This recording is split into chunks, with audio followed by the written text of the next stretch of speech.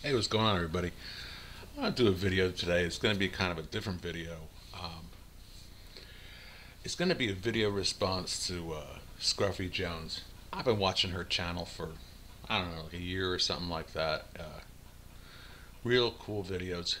Very different, and I think a lot of people try and emulate what other people do. And in that sense, they're in a rat race to try and copy someone to get what they have. Everything is a goal orientation where they're all looking for the prize at the end of the tunnel. Um, I think my channel's real, real different from that. It does so many different things in so many different directions at once. It's basically a complete fuck show. But that's just that's the way I wanted it to be.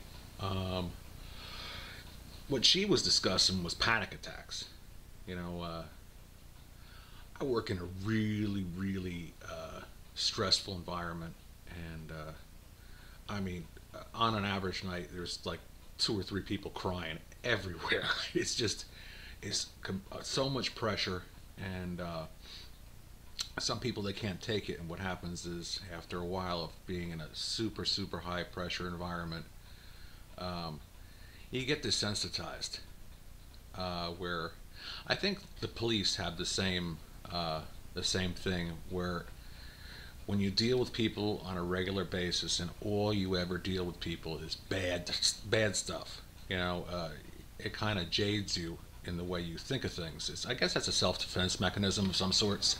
Um, and that's pretty much why when you talk to your local cop on the beat, he seems like he's kind of removed because nobody ever calls the police um, to say they're having a great day. They always call the police for like the worst of worst. So you gotta take that with a grain of salt. Me personally, I don't really like police, but um, that's my own thing.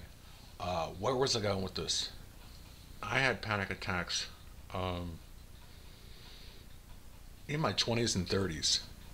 Just an overwhelming, between pressures of school, pressures of work, pressures in relationships, trying to make rent, trying to pay the bills, trying to keep the car on the road. Life is a juggling act of trying to do all those things and try and make everybody happy all at the same time. And I think that if you didn't make any time for yourself, that's where this comes in. And what I found, for the better part of 20 years, I was drinking coffee like crazy. And I see the same thing with the young kids today, pounding the Monster Energy drinks and the 5 hour energy drinks. Everything is just speed, speed, speed, speed. And they're running at a completely different rate than I am. My doctor told me, he's like, you have two choices: get off the caffeine because you have some kind of allergic reaction to it. And I'm like, what the hell? Well, I was like, well, I'm gonna reenact it for you. I'm like, what the hell are you talking about, Chief? Well, I didn't say that to him. That would be kind of rude. But he's like, caffeine has a very negative effect on you, almost like an alcoholic. Some alcoholics are nasty alcoholics. When I have caffeine, I'm a nasty person. Uh, and I lost probably 20 years of all the good things that I could have been doing by being a nasty, rotten fuck. There's no other way to put that. So I don't drink any caffeine at all anymore. And then and it bothered me for a while. I don't drink any energy drinks. I'll put honey in tea or something like that, but I don't get all. I'll eat candy too, but I don't drink coffee. And the weird thing is, even when I drink decaffeinated coffee, it still has the same effect on me. It's something chemical. I don't know what it is, but I do drink decaffeinated tea. And what decaffeinated tea does is it relaxes you. Coffee and caffeine puts you in a fight or flight response, while decaffeinated tea mellows you out. You can also try St. John's wort tea. That mellows you out too.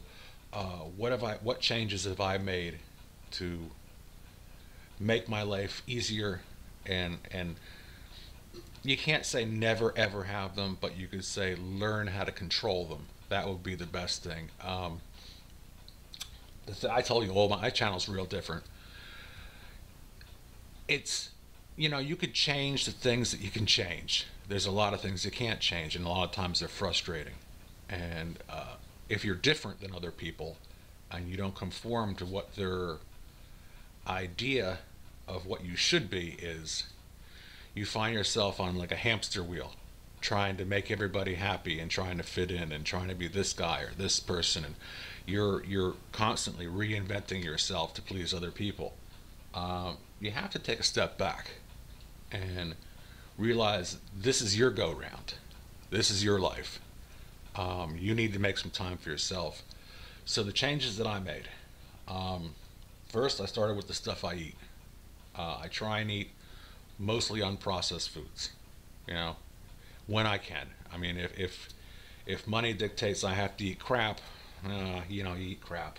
Well, not crap literally, but two, I've toned down my alcohol quite a bit. I used to just be a regular Spuds MacKenzie, every day of the week going at it like 24/7. So I've cut it way back. I still do beer reviews, but that's about it. Exercise. I ride a bicycle about 10 miles a day every day.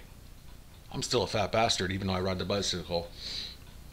And then I stand for 11 hours at work. I do get my exercise. I ride my motorcycle for about 45 minutes every single day.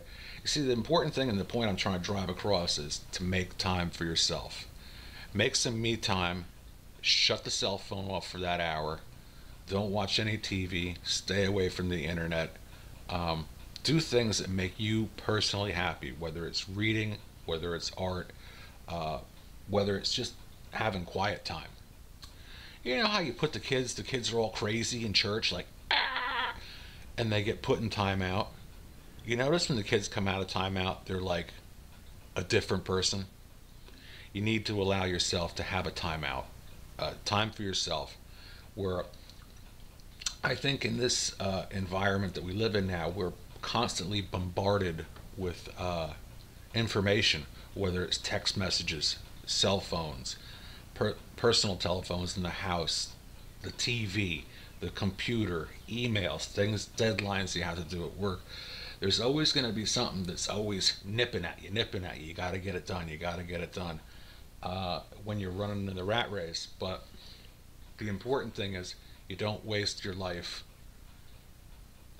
running with the rats. Run on a different level where you enjoy your life, and I think that's the only advice I can give in a video is try to enjoy your life. It's very important. You got one go around. Well, we won't get into religious beliefs. That's a whole other video. But we'll just say, for say, you have one go around. Make the best of it. Enjoy it. Enjoy every day. Every day is a blessing. Every day you get up. Every day you draw your first breath of air. And every day you look into a perfect sunset or perfect sunrise. You had one more day than a lot of other people had. And you got to also at the same time say, you got to be thankful for what you have. You have your health. You have all your fingers and toes. You have your eyesight. A lot of people don't have these things and they still find happiness. Always say, try and look for something good in any bad situation. So can I throw any more cliches in there? I don't think so. I'm not a psychiatrist. I don't claim to be. I think in some senses people call me a know-it-all.